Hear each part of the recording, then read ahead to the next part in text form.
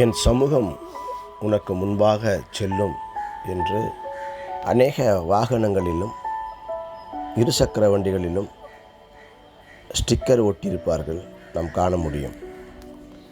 என் சமூகம் உனக்கு முன்பாக செல்லும் என்பது தேவன் சொல்வது போல என்னுடைய பிரசன்ஸ், என்னுடைய சமூகம் உனக்கு முன்பாக செல்லும் என்று ஆண்டவர் சொல்வது போல எழுதப்பட்ட வசனம் அது. இதனுடைய உண்மையான அர்த்தம் நாம் தெரிந்து கொள்ள வேண்டும்.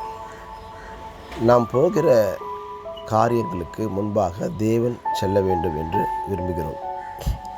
நாம் எடுக்கிற முடிவுகளுக்கு தேவன் நமக்கு முன்பாக செல்ல வேண்டும் என்று விரும்புகிறோம். நாம் நம்முடைய வாழ்க்கையில் தேவன் நமக்கு முன்பாக செல்ல வேண்டும் என்று விரும்புகிறோம். ஏனெனில் அவர் நமக்கு முன்பாக சென்றால் எல்லா கோணலானவைகளையும் செவ்வையாக்க வல்லவராக இருக்கிறார். ஒருவேளை தடைகள் இருக்குமானால் தடைகளை நீக்கி போடுகிறார். ஒருவேளை எதிர்பாராத விபத்துகளோ வேதனைகளோ கண்ணீரோ அனுமதிக்கப்படுமானால் அவைகளில் நின்றும் நம்மை விடுவிக்க அவர் நம் கூடவே வருகிறார் என்பதை நாம் தெரிந்து கொள்ள வேண்டும். சரி, எல்லோருக்கும் முன்பாக தேவன் செல்வாரா என்பது கேட்டால் இல்லை. ஒவ்வொரு மனிதர்களும் வாய் திறந்து கேட்க வேண்டும். ஆண்டவரே, இயேசுவே, உன்னுடைய சமூகம் எனக்கு முன்பாக செல்ல வேண்டும் என்று நாம் மனதார கேட்கும் பொழுது மாத்திரமே அவருடைய சமூகம் நமக்கு முன்பாக செல்லும். ஏனென்றால் அவர் நம்மோடு கூட வந்தால் எப்பொழுதுமே நமக்கு வெற்றிதான். பயம் இல்லை, கலக்கம் இல்லை, நெருக்கம் இல்லை, பிரச்சனை இல்லை, வேதனை இல்லை. ஒரு இருதய சமாதானத்தோடு அந்த காரியத்தை ஜெயமெடுக்க ஆண்டவர் உதவி செய்வார்.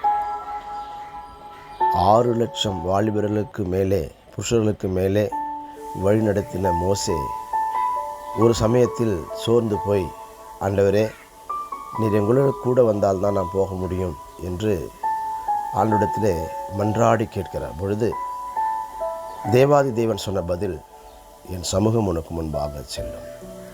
நாமும் கூட நம்முடைய வாழ்க்கையிலே ஆண்டவரை வரவிடுவோம். நம்முடைய எல்லா கட்டத்திலும் எல்லா சூழ்நிலையிலும் அவர் நம்மில் ஒருவராக நம்மோடு கூட இருக்கிறார் என்கிற ஒரு அறிவோடு நடந்து கொள்ளுவோம். தேவனே, எங்களோடு கூட வாரும், உங்களுடைய சமூகம் எங்களுக்கு முன்பாக செல்லட்டும். ஏனென்றால் அவர் சமூகம் நமக்கு முன்பாக இருப்புமானால் நாம் துணிகரமாய் பாவம் செய்ய மாட்டோம், துணிகரமாய் கெட்ட வார்த்தைகளை பேச மாட்டோம், துணிகரமாய் சிந்திக்க மாட்டோம். தேவ பிரசன்னத்தினாலே சந்தோஷத்தோடு சமாதானத்தோடு நன்மையான காரியங்களை செய்ய நாடுவோம். பிரியமானவர்களே, நீங்கள் வண்டியில் ஒட்டுவதனாலே அவர் சமூகம் வருவதல்ல. நீங்கள் மனதார ஆண்டவரே நீர் வாரும் என்று கூப்பிடுங்கள், அவர் சமூகம் உமக்கு முன்பாக செல்வதை காண முடியும். தேவன் தாமே உங்களை ஆசீர்வதிப்பாராக.